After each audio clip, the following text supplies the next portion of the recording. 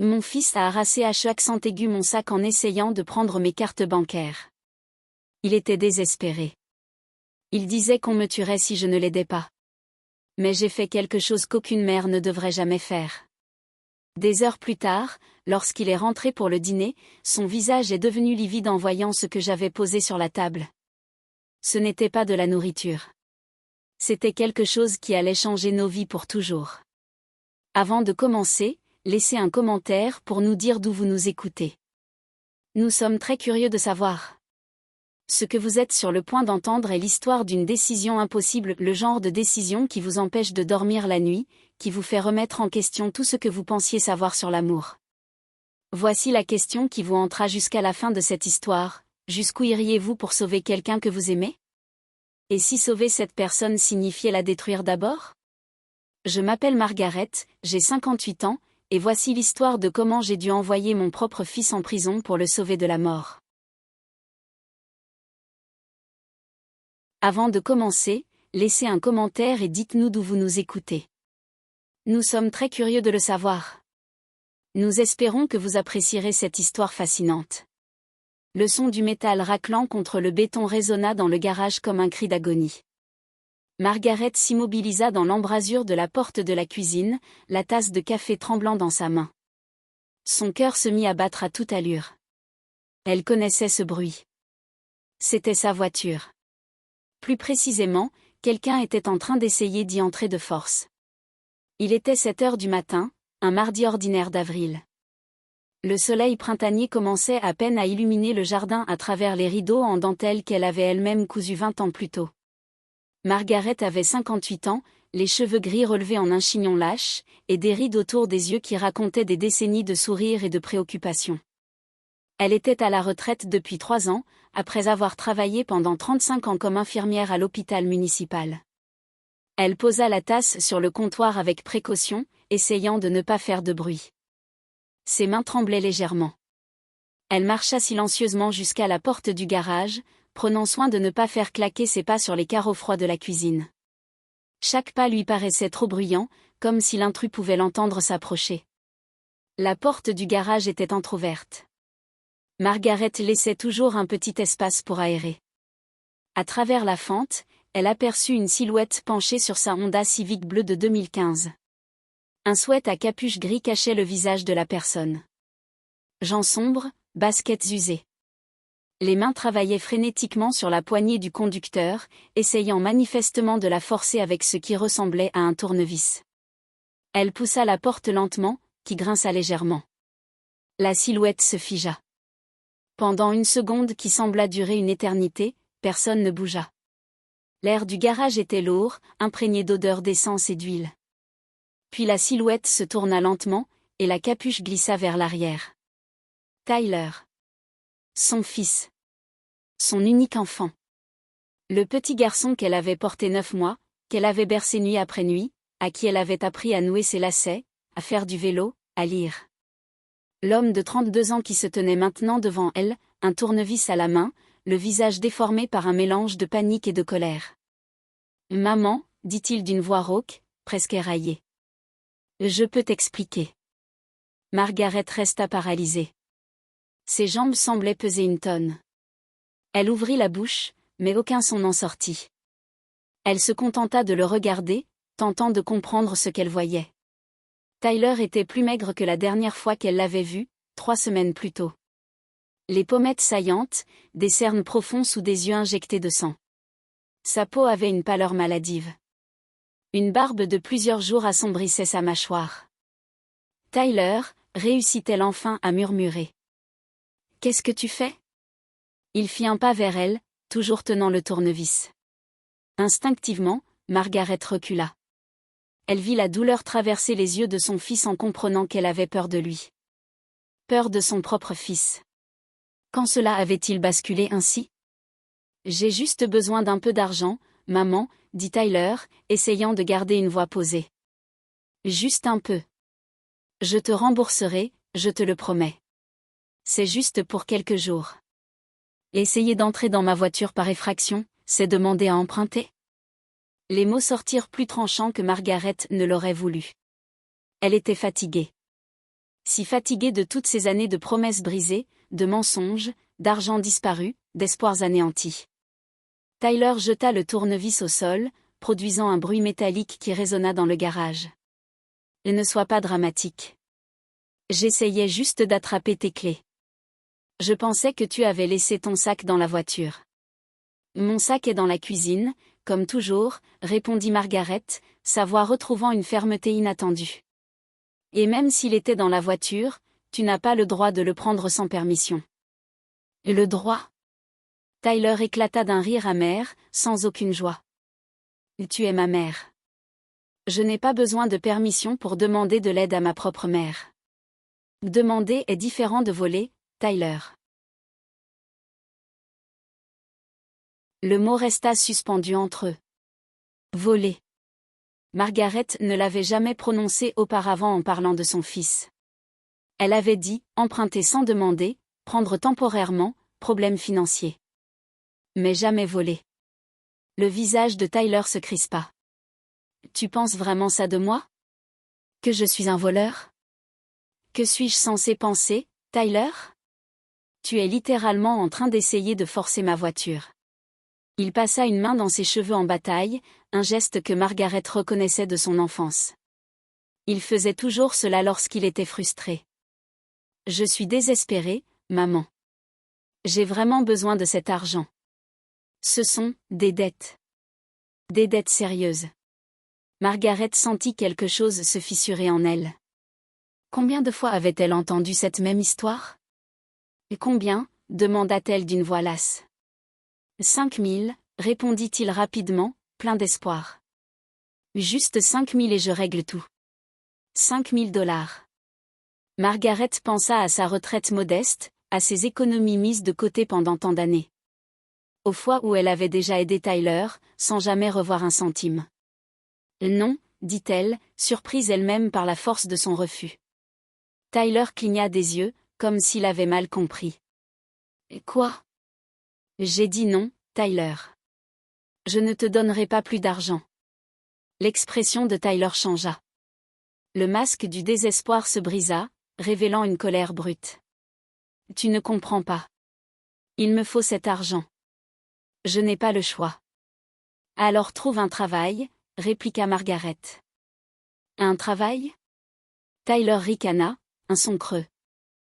Tu crois que c'est si simple? Personne ne veut m'embaucher, maman. Et à qui la faute? Elle vit la colère jaillir dans ses yeux, le vit faire un pas agressif vers elle. Pendant une seconde terrifiante, Margaret crut qu'il allait devenir violent. Mais il s'arrêta soudain, comme retenu par une barrière invisible. Tu veux savoir, dit-il d'une voix basse et menaçante. Tu ne m'as jamais fait confiance. Tu m'as toujours traité comme un raté. Je t'ai toujours fait confiance, répondit Margaret, des larmes roulant maintenant sur ses joues. Tellement de fois que je ne les compte plus. Mais tu as brisé cette confiance encore et encore. Sors de mon garage, dit finalement Margaret d'une voix brisée mais déterminée. Et ne reviens pas tant que tu ne seras pas prêt à avoir une vraie conversation. Tyler se détourna et marcha vers la porte latérale. La main sur la poignée, il se retourna. Tu vas regretter ça, maman, dit-il. Et il y avait quelque chose dans sa voix qui fit frissonner Margaret. Quand je ne serai plus là, tu vas regretter. Puis il sortit, claquant la porte derrière lui.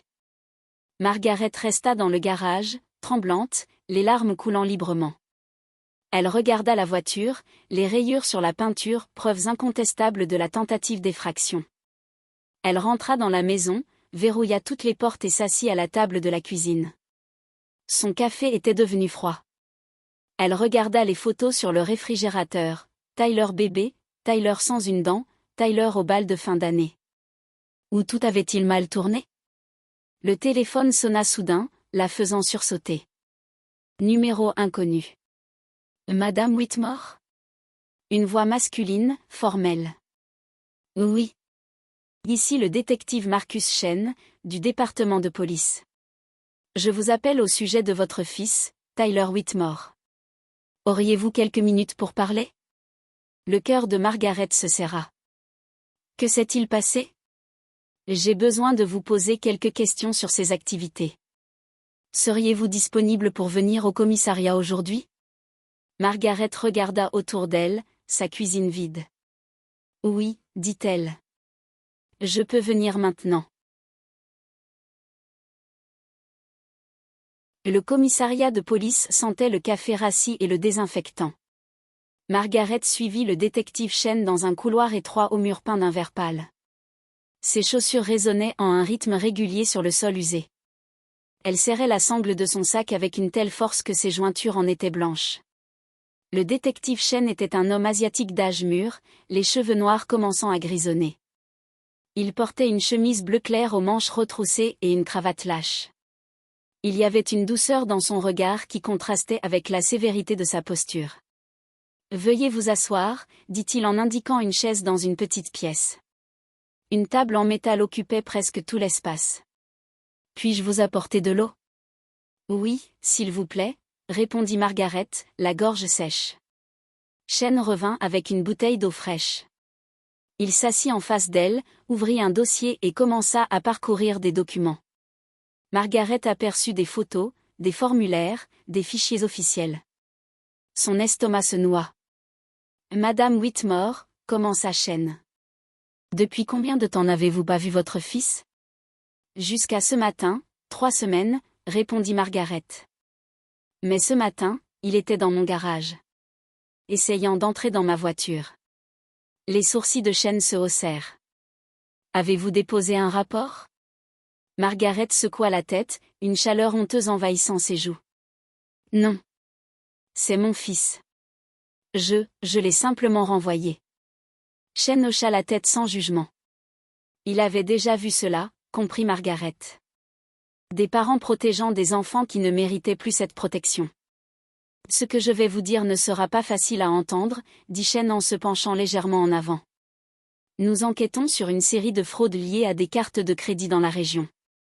Le nom de votre fils est apparu dans l'enquête. » Margaret reçut l'information comme un coup en plein ventre. « Fraude ? Tyler ? Non, il doit y avoir une erreur. Il ne ferait pas ça. » Chen glissa une photo sur la table. Une image de caméra de sécurité. Tyler, devant un distributeur automatique, casquette et lunettes de soleil. La date affichée dans un coin, il y a 3 mois, 2h47 du matin.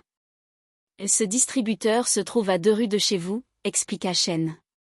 Il a retiré $2000 en utilisant une carte appartenant à Madame Eleanor Hartman, 76 ans, votre voisine à 3 maisons d'ici. Margaret saisit la photo d'une main tremblante. Elle connaissait Eleanor. Elles prenaient parfois du thé ensemble. Une femme douce vivant seule avec 3 chats. Non. Tyler ne volerait pas Eleanor. Ils se connaissent depuis l'enfance. Il y a autre chose. Chen tira un autre dossier. Des relevés de cartes de crédit. Margaret reconnut des noms voisins, membres de l'église, le propriétaire de l'épicerie. 8 victimes. Montant allant de 5 cents à $3000. Total, plus de $15 000. Comment ? Murmura Margaret en feuilletant les pages. Comment a-t-il obtenu les numéros ? Nous enquêtons toujours. Mais nous soupçonnons du skimming des dispositifs installés sur des lecteurs de cartes, ou des informations copiées lorsqu'il y a eu accès. Madame Hartman a mentionné que Tyler avait fait du jardinage pour elle l'an dernier. Margaret se souvint. C'est elle-même qui avait suggéré à Tyler d'aider Eleanor quand il avait besoin d'argent. Cela semblait parfait, un travail honnête, aider une voisine. Au lieu de ça, il l'avait volé. Il est en état d'arrestation, demanda Margaret. Pas encore. Nous construisons encore l'affaire. Mais oui, un mandat sera émis sous peu. Fraude sur carte de crédit avec plusieurs victimes âgées, c'est un crime grave. Prison fédérale. Prison fédérale. Les mots résonnèrent dans l'esprit de Margaret. Son fils, le petit garçon qui avait peur du noir jusqu'à ses 10 ans maintenant menacé de prison fédérale. Il y a encore autre chose, poursuivit Chen. Sa voix se fit plus douce. Nous avons trouvé des preuves que Tyler est également impliqué avec des substances contrôlées. Pas seulement comme consommateur, mais possiblement comme distributeur. L'enquête est en cours. De la drogue. Margaret avait déjà soupçonné quelque chose, la perte de poids, les yeux rouges, le comportement instable. Mais distribuer ? Pourquoi me dire tout cela ? Demanda Margaret. Si vous allez l'arrêter de toute façon, pourquoi m'appeler ici ? Shane referma le dossier. Parce que vous êtes sa mère. Et parce que Tyler est en spirale dangereuse. Il doit de l'argent à des personnes bien pires que la police. Des personnes qui n'acceptent pas les excuses.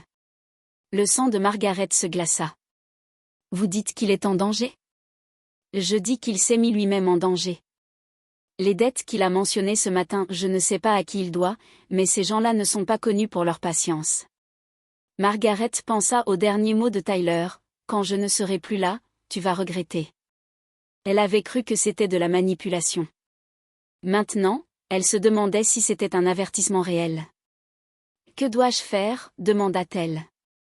Shane poussa un long soupir. « Honnêtement ? Protégez-vous.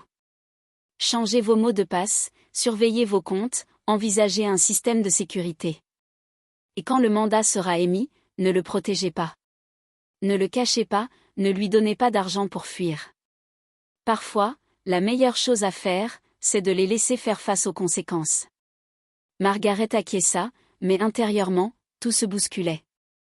Comment une mère peut-elle faire cela ? Encore une chose, ajouta Shane, hésitant. Votre carte de crédit se terminant par 4782. Il y a eu des activités suspectes. Tentative d'achat en ligne. Les transactions ont été bloquées par la compagnie à cause de schémas inhabituels. Margaret tira son sac plus près. Ma carte est là. Comment quelqu'un pourrait ? Elle s'interrompit, la réalisation s'abattant sur elle. Tyler est venu chez moi. Plusieurs fois. Il a eu accès. Je vous conseille de la faire annuler immédiatement, dit doucement Shane. Et de vérifier les autres comptes. La réunion se termina avec Shane lui donnant sa carte et quelques instructions. Margaret rejoignit sa voiture dans un état second. Elle s'assit, mais ne démarra pas, sortit son téléphone, ouvrit l'application bancaire. Se connecta au compte courant, puis à l'épargne. Et là, elle vit des transactions minimes. 5 $ ici, 10 là, au cours des 2 derniers mois. Jamais assez grosse pour attirer l'attention, mais en tout, plus de 300 $ envolés. Margaret ferma les yeux et posa le front contre le volant. Les larmes revinrent, cette fois plus chaudes, plus amères. Ce n'était plus de la tristesse. C'était de la colère. Colère contre Tyler, contre elle-même, contre toute cette situation. Son téléphone vibra. Un message d'un numéro inconnu. Maman, s'il te plaît. J'ai besoin de toi. Ils vont me tuer si je ne paie pas. S'il te plaît. Ne m'abandonne pas. Margaret regarda le message longuement. Ses doigts flottèrent au-dessus du clavier, une part d'elle voulait répondre, voulait sauver son fils encore une fois. Mais elle pensa à Eleanor, à sa douce voisine. À tous les autres que Tyler avait volés. Aux années de mensonges et de manipulation. Elle bloqua le numéro, rangea le téléphone dans son sac et démarra la voiture. Elle avait du travail à faire. Astérisque astérisque, Margaret passa les 3 jours suivants dans un tourbillon d'activités, astérisque astérisque. Elle fit annuler toutes ses cartes de crédit, changea tous ses mots de passe, fit installer de nouvelles caméras de sécurité autour de la maison. La société de sécurité envoya un jeune technicien sympathique nommé Derek, qui passa tout un après-midi à installer des capteurs sur les portes et les fenêtres. « Vous avez eu des problèmes ?» demanda Derek en fixant la caméra au-dessus de la porte d'entrée. « On peut dire ça, oui », répondit vaguement Margaret. Elle n'allait pas raconter à un inconnu qu'elle se protégeait de son propre fils. Les caméras avaient la vision nocturne, la détection de mouvements et étaient connectées directement à son téléphone. Elle pouvait voir chaque recoin de sa propriété à tout moment. L'idée d'avoir besoin de cela chez elle la rendait malade, mais le détective Shane avait été clair. Tyler était désespéré, et les gens désespérés commettent des actes impensables.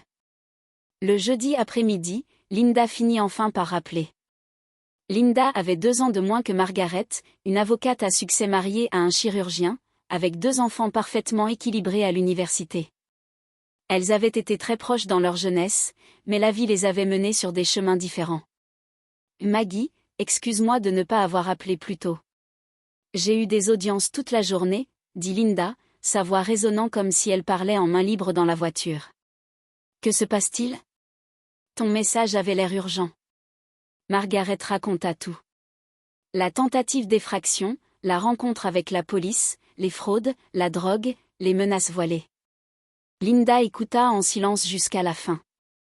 Mon Dieu, Maggie, dit-elle enfin. Pourquoi tu ne m'as pas appelé plus tôt?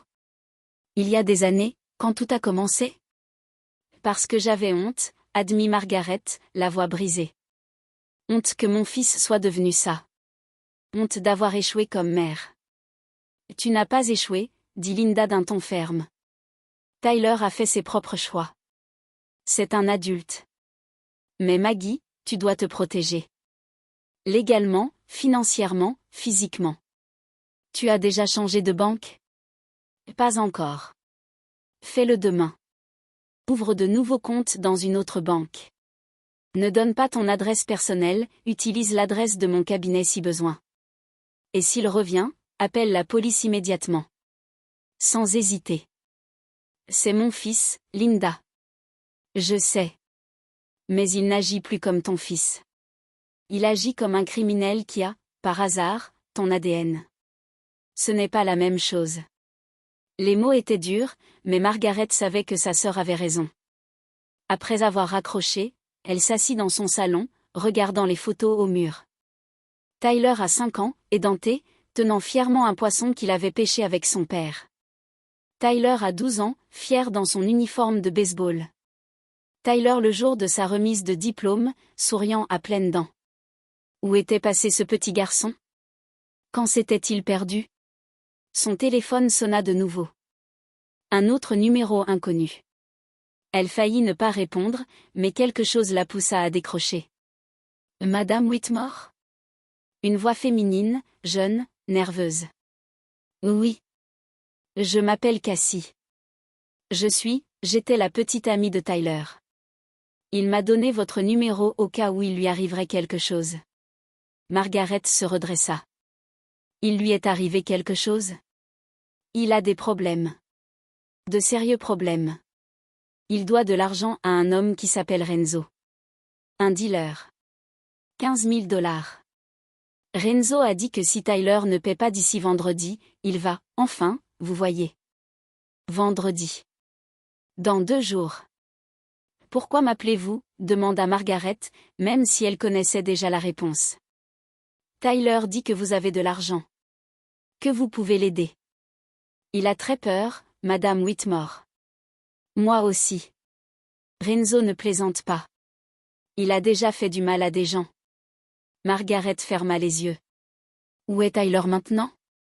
Dans un motel bon marché près de l'autoroute. Il se cache.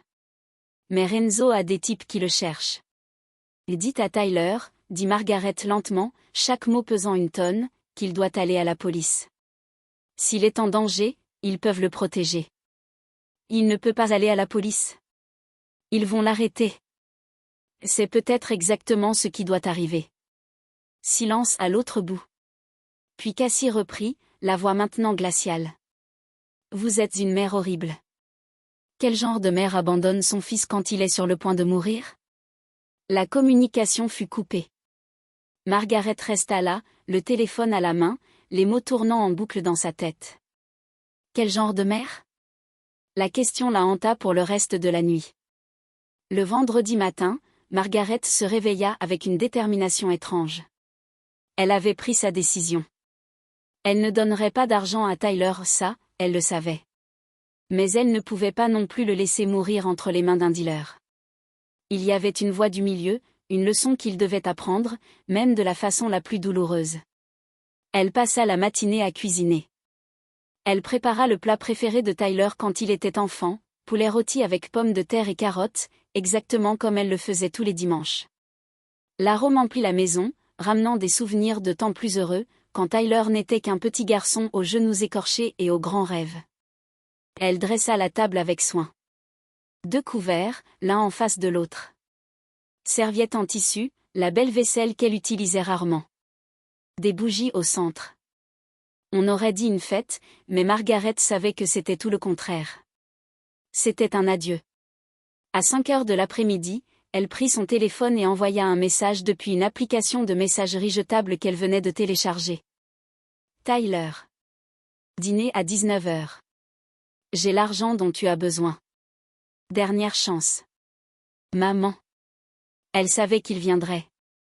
Les gens désespérés viennent toujours quand on leur offre exactement ce qu'ils veulent. Margaret s'habilla avec soin. Une robe bleu marine simple, les perles que son défunt mari lui avait offertes pour leurs 20 ans de mariage. Un peu de maquillage. Les cheveux coiffés. Elle se regarda dans le miroir et eut du mal à reconnaître la femme qui lui faisait face. Il y avait dans ses yeux une dureté qui n'y avait jamais été auparavant.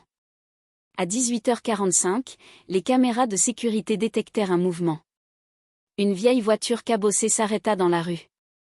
Tyler en sortit, regardant nerveusement autour de lui comme un animal acculé.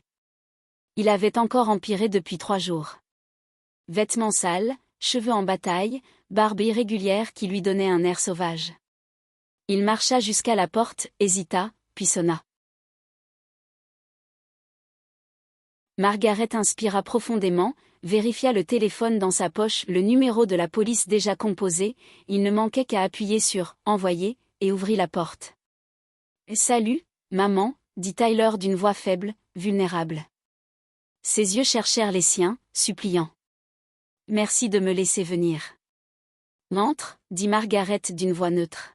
« Le dîner est presque prêt. » Tyler entra, ses yeux balayant aussitôt la pièce, probablement à la recherche d'objets de valeur, calculant ce qu'il pourrait prendre s'il le fallait. Cette pensée brisa le cœur de Margaret, mais elle garda le visage impassible. « Assieds-toi » dit-elle en indiquant la table.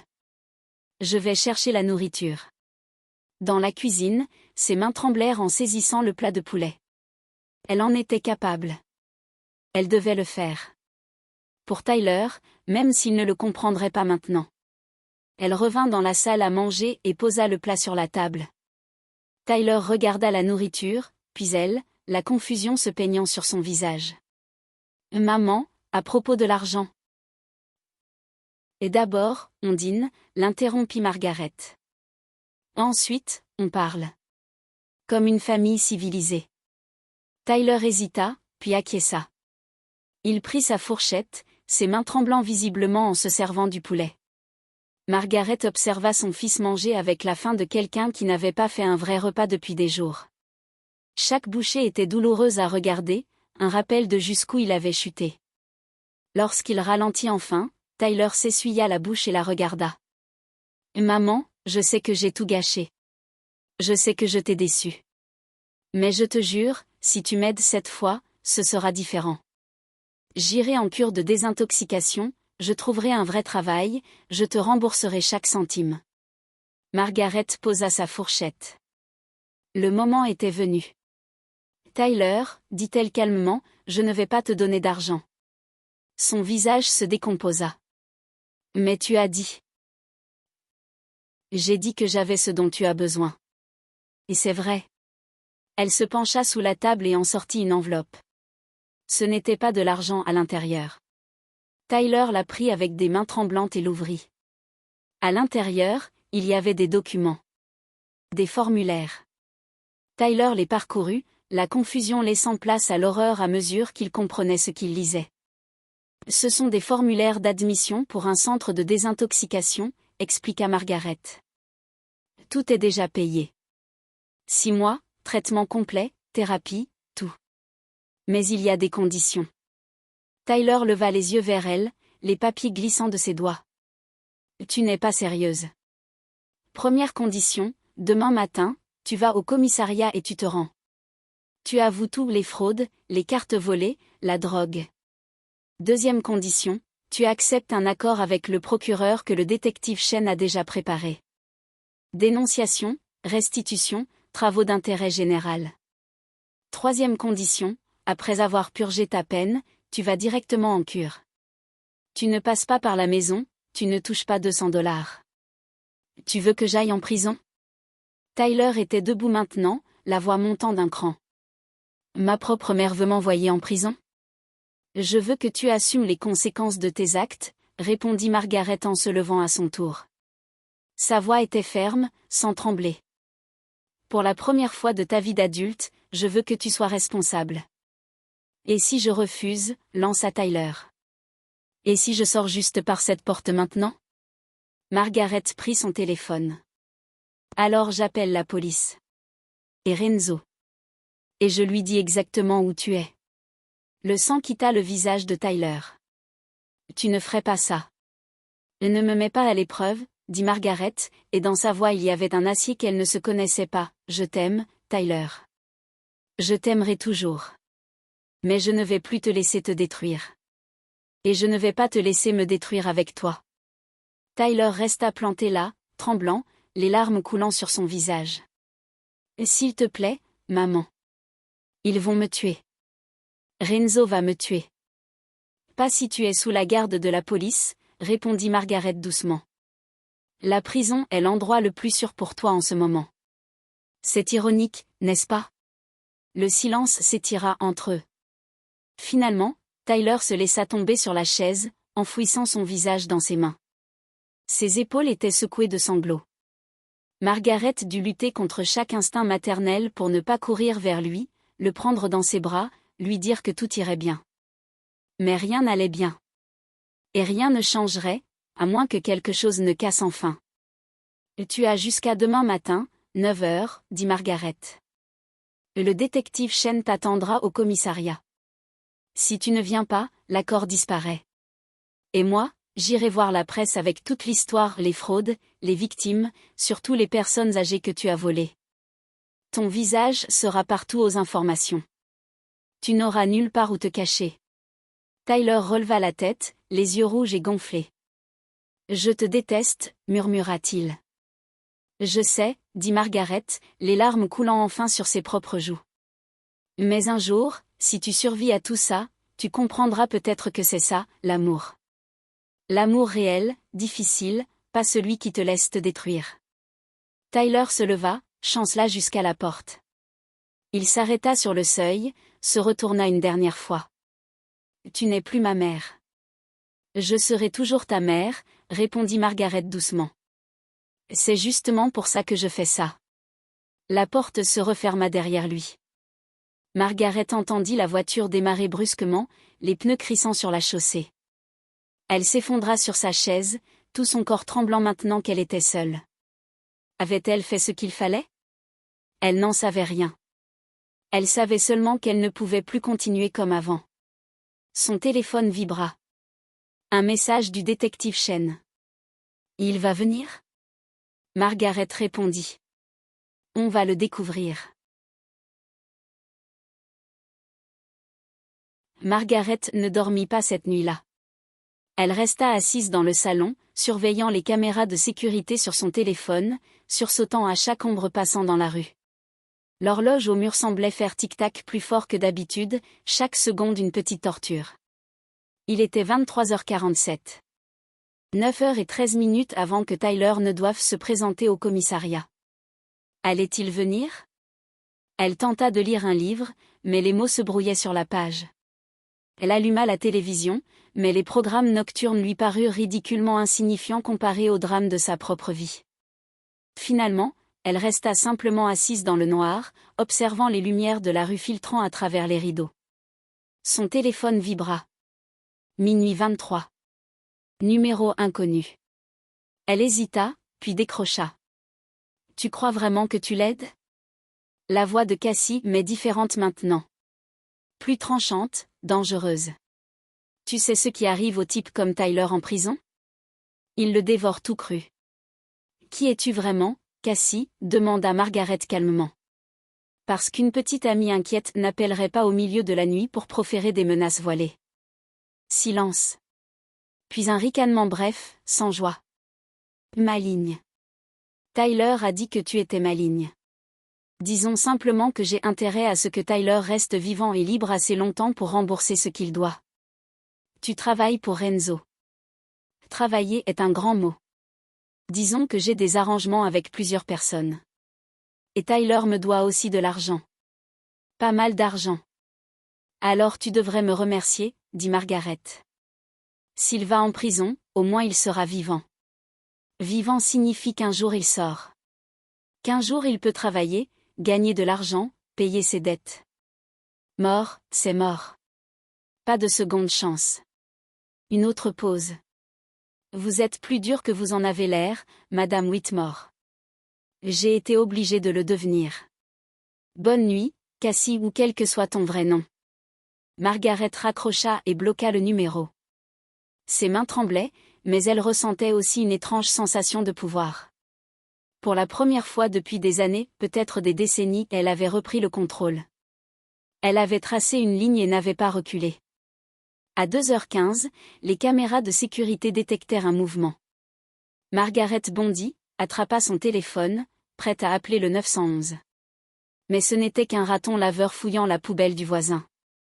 Elle éclata de rire, un rire hystérique qui résonna dans la maison vide. Elle devenait paranoïaque. À 3h30, elle finit par s'endormir dans son fauteuil, épuisée physiquement et émotionnellement. Elle rêva de Tyler enfant, courant dans le jardin à la poursuite de papillons. Dans le rêve, elle tentait de l'appeler, de l'avertir d'un danger devant lui, mais aucun son ne sortait de sa bouche. Il continuait de courir, devenant de plus en plus petit, jusqu'à disparaître entièrement à l'horizon. Elle se réveilla en sursaut à 6h45, le cou endolori par la position étrange. Le soleil du matin filtrait par les fenêtres. Vendredi. Le jour du jugement. Margaret prépara du café, prit une douche, s'habilla soigneusement. Un chemisier simple, un pantalon, des chaussures confortables. Elle voulait paraître respectable, en contrôle, pas une mère endeuillée. Mais au fond d'elle, c'était exactement ce qu'elle était, en deuil.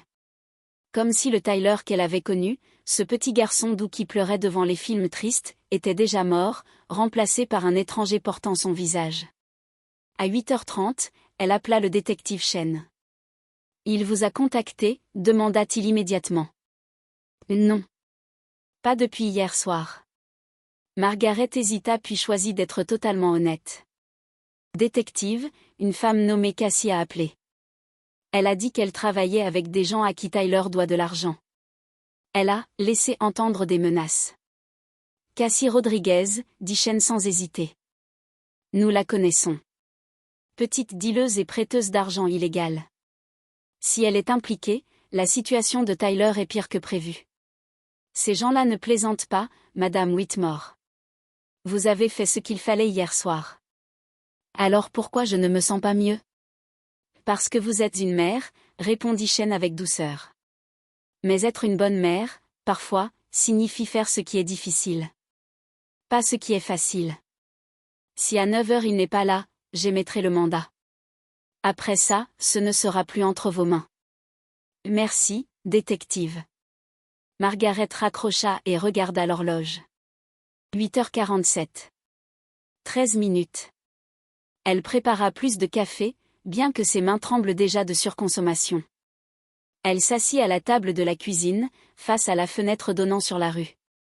Une voiture passait de temps en temps. Madame Henderson, 3 maisons plus loin, promenait son caniche.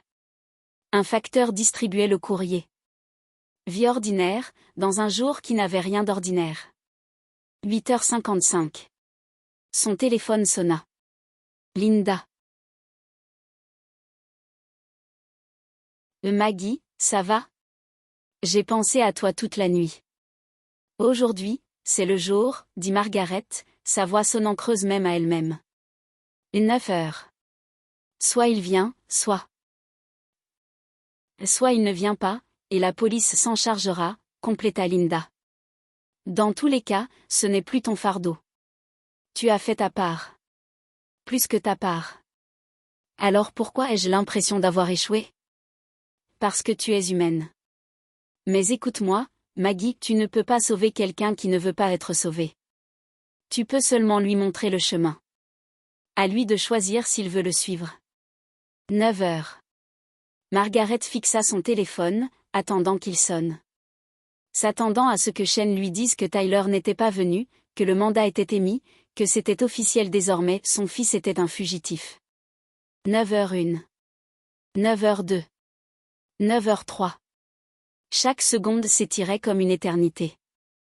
Margaret réalisa qu'elle retenait sa respiration et força un souffle. 9h04. Le téléphone sonna. Shane. Elle répondit, les mains tremblantes. Madame Whitmore, dit Shane, et il y avait quelque chose dans sa voix que Margaret n'arriva pas à identifier. Du soulagement? De la surprise? Il est ici. Tyler est ici. Il s'est rendu. Margaret laissa tomber le téléphone. Il heurta la table, la voix de Shane résonnant faiblement, lointaine, sans importance. Elle enfouit son visage dans ses mains et éclata en sanglots, des sanglots profonds, qui secouèrent tout son corps. Ce n'étaient pas des larmes de joie, pas exactement. C'étaient des larmes de soulagement, d'épuisement, de douleur, d'espoir et de peur, tout mêlé en quelque chose d'indescriptible. Elle reprit finalement le téléphone. « Pardonnez-moi, détective. Je suis là. » « C'est normal, dit Shane avec douceur. Il est en train d'être enregistré. Il rencontrera le procureur à 10h pour discuter de l'accord. Voulez-vous venir? Margaret réfléchit. Voir Tyler menotté, traité comme un criminel. Parce que c'est ce qu'il était désormais. Un criminel. Son fils, le criminel. Non, dit-elle enfin. Pas encore. C'est quelque chose qu'il doit faire seul. Mais, pouvez-vous lui dire quelque chose de ma part? Bien sûr. Dites-lui que je l'aime. Et que je suis fière de lui pour avoir fait le bon choix.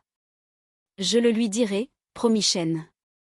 Après avoir raccroché, Margaret resta assise longtemps dans sa cuisine silencieuse. La cafetière bullait. L'horloge faisait tic-tac. Dehors, la vie continuait comme toujours. Mais pour elle, quelque chose avait changé profondément. Une ligne avait été franchie. Il n'y avait plus de retour. Elle pensa à quelque chose que sa propre mère lui avait dit des décennies plus tôt, quand Tyler n'était qu'un bébé, et que Margaret était épuisée et pleine de doutes. Élever un enfant, c'est le processus de le laisser partir, lentement, un peu chaque jour, jusqu'au jour où il vole de ses propres ailes. Certains volent facilement. D'autres doivent être poussés hors du nid. À l'époque, Margaret n'avait pas compris. Maintenant, si. À 10h30, Shane rappela avec des mises à jour. Tyler avait signé l'accord de coopération. Il acceptait de témoigner contre Renzo et d'autres en échange d'une peine réduite. Il serait dans une installation fédérale pendant 18 mois, suivi d'une supervision contrôlée et du programme de désintoxication. 18 mois. Une éternité. Ou un clignement d'œil, selon la perspective. Il a demandé à vous voir, dit Shane. Avant son transfert. Margaret ferma les yeux. Les images de Tyler enfant défilèrent, son premier jour d'école, son premier match de baseball, sa première peine de cœur. Elle avait été là pour tout. Mais ceci était différent. C'était lui affrontant les conséquences de ses choix. C'était lui devenant adulte, enfin, de la manière la plus difficile possible. Quand, demanda-t-elle. Demain, à 2h. Salle des visites du centre de détention du comté. 15 minutes. J'y serai. Le reste de la journée passa dans un brouillard. Linda vint l'après-midi avec de la nourriture que Margaret n'avait pas demandé mais dont elle avait besoin. Elles s'assirent ensemble dans la cuisine, parfois parlant, parfois simplement partageant le silence. C'était suffisant. Tu lui as sauvé la vie, tu sais, dit Linda en partant. Même s'il ne le voit pas maintenant, tu l'as sauvé. J'espère que tu as raison, répondit Margaret. Cette nuit-là, elle dormit dans son propre lit pour la première fois depuis des jours. Un sommeil profond, sans rêve, le type de sommeil qui ne vient qu'après un épuisement total. Quand elle se réveilla, il était 8h et le soleil brillait. Samedi. Jour de la visite. Margaret se prépara avec soin, comme si elle se préparait pour une bataille. D'une certaine manière, c'était le cas. Le centre de détention du comté de Fairview était un bâtiment de béton gris qui ressemblait exactement à ce que Margaret imaginait d'une prison, laid, institutionnelle, dépourvue de toute chaleur ou humanité. Elle se gara sur le parking des visiteurs, les mains crispées sur le volant pendant un long moment avant de réussir à se forcer à sortir de la voiture. La procédure d'entrée fut humiliante. Elle passa sous des détecteurs de métaux, son sac fut fouillé, et une gardienne la palpa, des gestes rapides et efficaces, mais pas cruels. Tous ses bijoux furent temporairement confisqués, sa montre, son alliance, qu'elle portait encore, même 5 ans après la mort de son mari, jusqu'à ses simples boucles d'oreilles. Procédure standard, expliqua la gardienne en voyant l'expression de Margaret. Vous récupérerez tout en sortant. Margaret hocha la tête, se sentant étrangement vulnérable sans ses effets personnels. Elle suivit une autre gardienne à travers une série de portes qui se verrouillaient automatiquement derrière elle, chacune résonnant d'un clang métallique qui se répercutait dans les couloirs vides. La salle de visite était petite et stérile. Des murs en blocs de béton peints d'un beige institutionnel, une odeur mêlée de désinfectant et de quelque chose d'indéfinissable et désagréable. Une table en métal était boulonnée au sol avec 2 chaises en plastique de chaque côté. Une caméra dans le coin clignotait d'une petite lumière rouge. 15 minutes, dit la gardienne. Pas de contact physique. Pas d'échange d'objets. Je serai juste dehors, mais je peux voir à travers la fenêtre. Elle indiqua une petite vitre blindée dans la porte. Margaret s'assit, ses mains cherchant instinctivement son sac avant qu'elle ne se rappelle qu'on le lui avait retiré. Alors elle se contenta de les croiser sur ses genoux, essayant d'avoir l'air calme, maîtrisée, une mère rendant visite à son fils, pas une femme assistant à une exécution. La porte de l'autre côté s'ouvrit. Tyler entra, vêtu d'une combinaison orange beaucoup trop grande pour son corps amaigri. Des menottes à ses poignets étaient reliées par une chaîne autour de sa taille.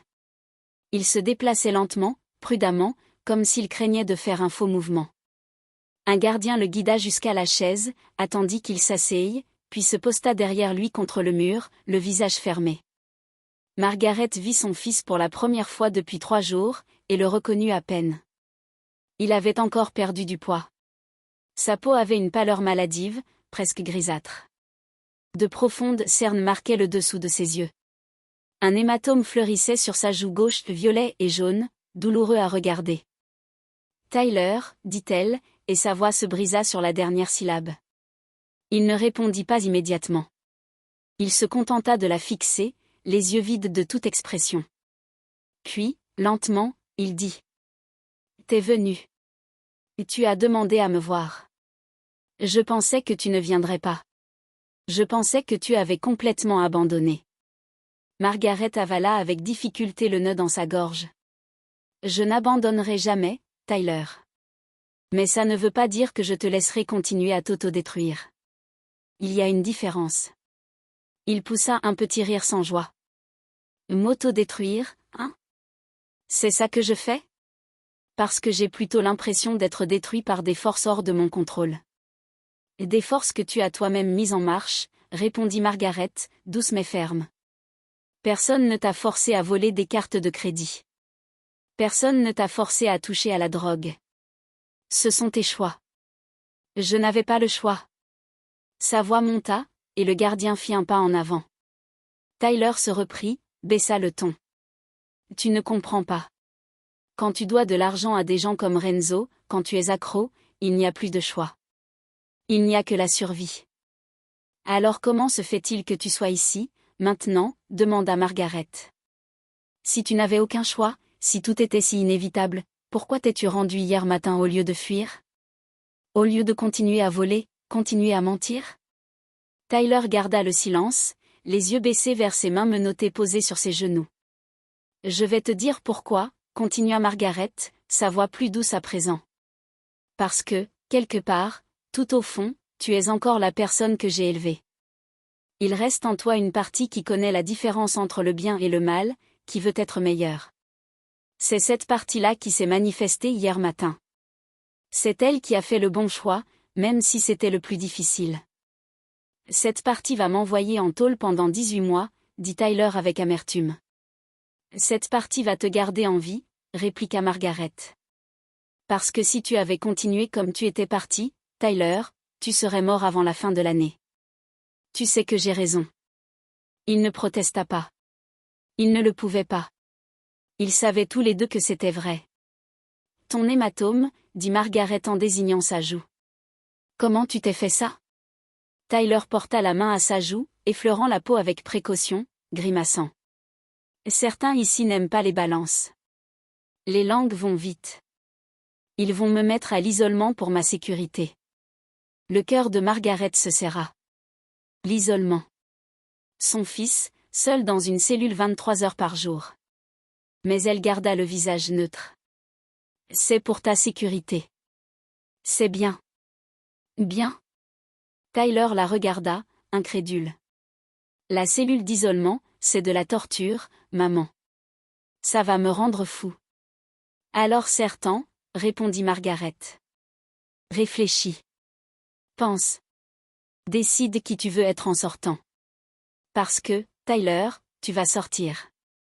18 mois, ce n'est pas la vie entière. Mais ce que tu fais de ce temps va décider si tu sors comme celui que tu es aujourd'hui ou comme quelqu'un de meilleur. Tu simplifies tout, dit Tyler, la colère perçant dans sa voix. Comme si c'était juste une question de décider d'être meilleur. Tu ne sais pas ce que c'est. Tu n'as jamais compris. Alors fais-moi comprendre, dit Margaret en se penchant en avant autant que le permettait la règle du non-contact. Explique-moi, Tyler. Quand ça a commencé? À quel moment tu as cessé d'être le garçon que je connaissais pour devenir ça? Tyler resta muet longtemps, si longtemps que Margaret crut qu'il ne répondrait pas. Puis il se mit à parler, la voix basse, hésitante. Tu te souviens quand papa est mort? J'avais 24 ans. Je venais de commencer ce boulot dans la boîte de tech, tout avait l'air bien parti. Et puis il a fait sa crise cardiaque, et d'un coup j'étais l'homme de la famille. J'étais censé prendre soin de toi, être fort, présent. Mais j'y arrivais pas, maman. J'arrivais même pas à prendre soin de moi. Margaret se souvint. Ces mois sombres après la mort de son mari. Tyler avait vraiment essayé d'être là pour elle, mais elle était tellement noyée dans sa propre douleur qu'elle le voyait à peine. J'ai commencé par prendre des antalgiques, continua Tyler. Juste pour dormir, pour arrêter de penser. Un médecin me les a prescrits, alors ça ne me semblait pas mal. Puis l'ordonnance a pris fin et j'en avais encore besoin. Alors j'ai trouvé d'autres moyens d'en avoir. Et ces autres moyens sont devenus des moyens pires. Et avant même que je comprenne, j'étais accro. Pourquoi tu ne m'as pas parlé, demanda Margaret, les larmes lui brûlant les yeux. Pourquoi tu ne m'as pas laissé t'aider à ce moment-là, avant que ça ne dégénère autant? Parce que j'avais honte, répondit simplement Tyler. Et parce que toi, tu gérais déjà ta propre douleur. Je ne voulais pas être un poids de plus. Alors j'ai caché. J'ai menti. Et plus je mentais, plus c'était facile de continuer. Jusqu'à ce que le mensonge soit tout ce que je connaissais. Margaret essuya ses yeux, se fichant que le gardien la voie pleurer dans cette salle de visite. Je t'aurais aidé. Tu sais que je l'aurais fait. Je sais, dit Tyler, et il y avait d'un vrai regret dans sa voix. Mais ce n'était pas une question de toi. C'était moi, trop cassé pour accepter qu'on m'aide. Et maintenant, demanda Margaret. Maintenant, tu es prêt à accepter de l'aide?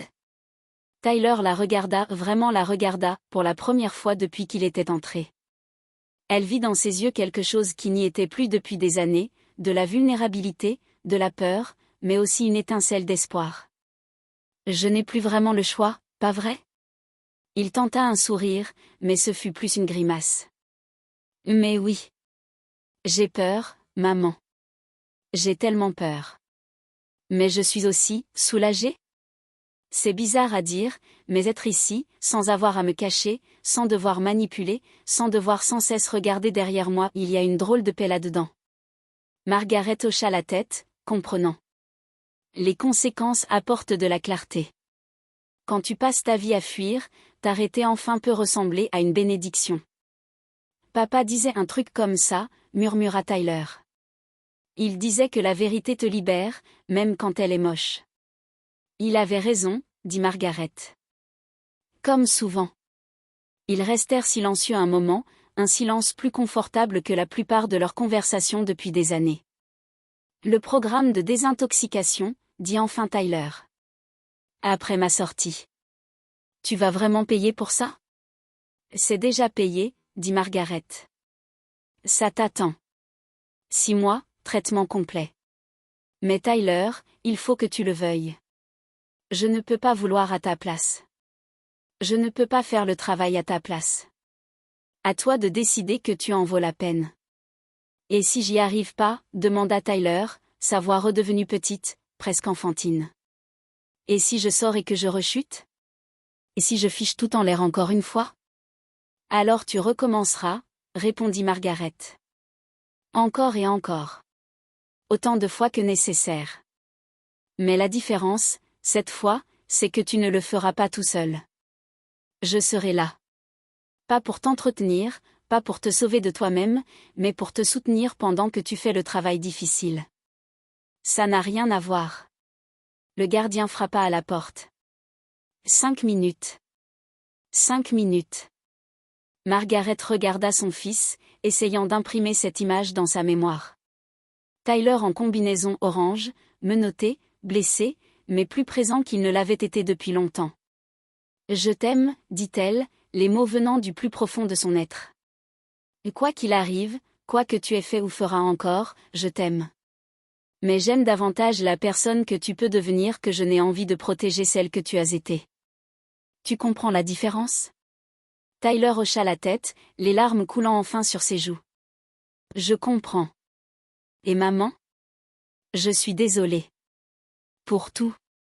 Pour avoir essayé de forcer ta voiture, pour t'avoir volé, pour t'avoir menti, pour t'avoir déçu 1000 fois. Je suis tellement désolée. » « Je sais que tu le es, » répondit Margaret doucement. « Mais les excuses ne sont que des mots. Ce sont tes actes qui compteront. Pendant les 18 prochains mois, montre-moi que tu regrettes. Fais le travail. Reste sobre. Deviens l'homme que je sais que tu peux être. Ce sera ta vraie façon de me demander pardon. Je vais essayer, dit Tyler. Je te jure que je vais essayer. C'est tout ce que je peux demander, dit Margaret. Le gardien ouvrit la porte. Fin du temps. Tyler se leva lentement, les chaînes tintant. Il regarda Margaret une dernière fois.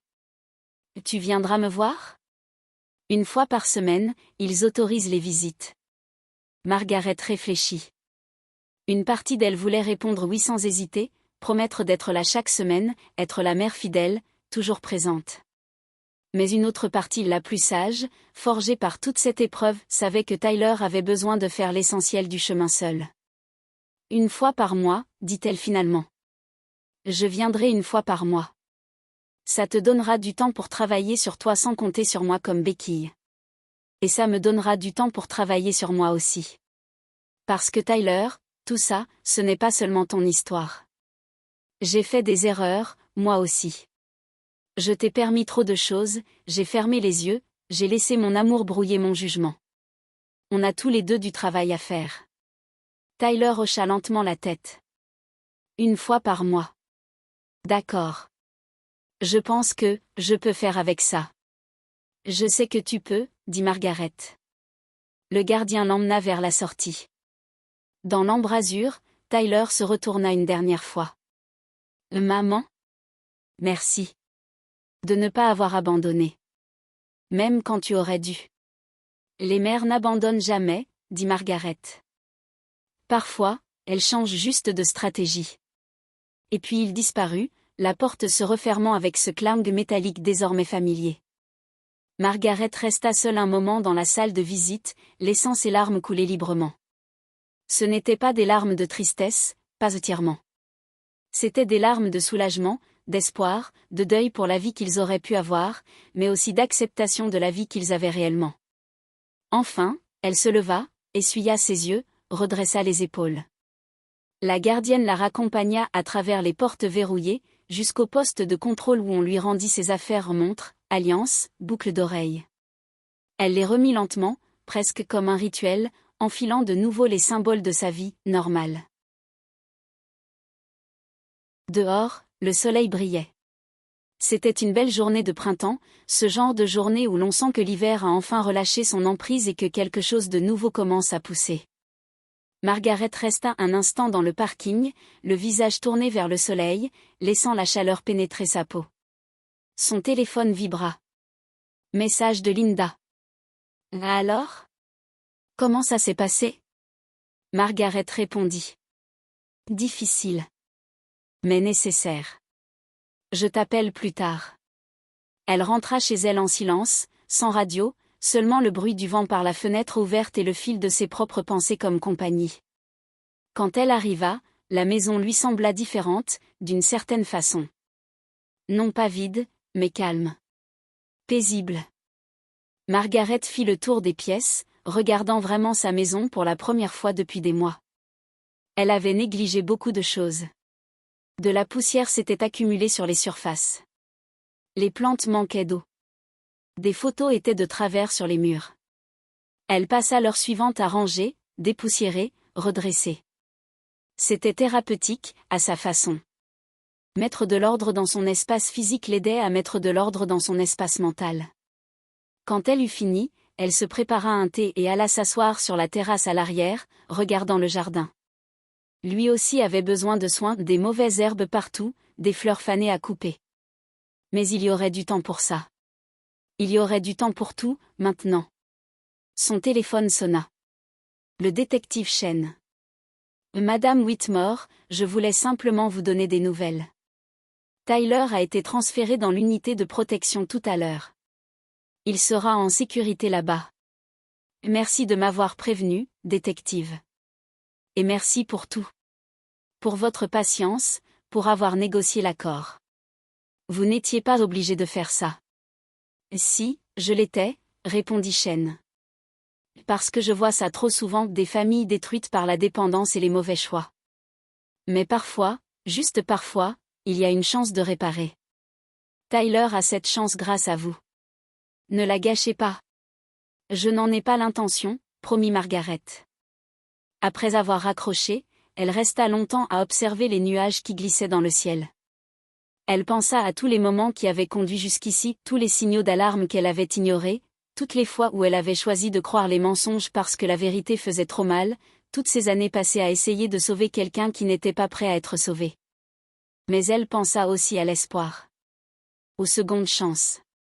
Au fait que les gens pouvaient changer, vraiment changer, s'ils le voulaient assez fort et s'ils avaient le bon soutien.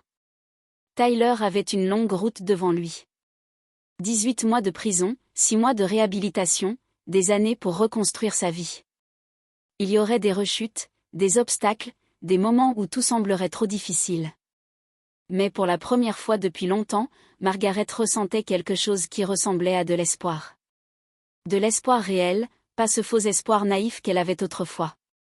Un espoir lucide, qui connaissait la réalité, mais choisissait malgré tout de croire en la possibilité. Le soleil se couchait maintenant, teintant le ciel d'orange et de rose. Margaret finit son thé, rentra, et commença à préparer le dîner.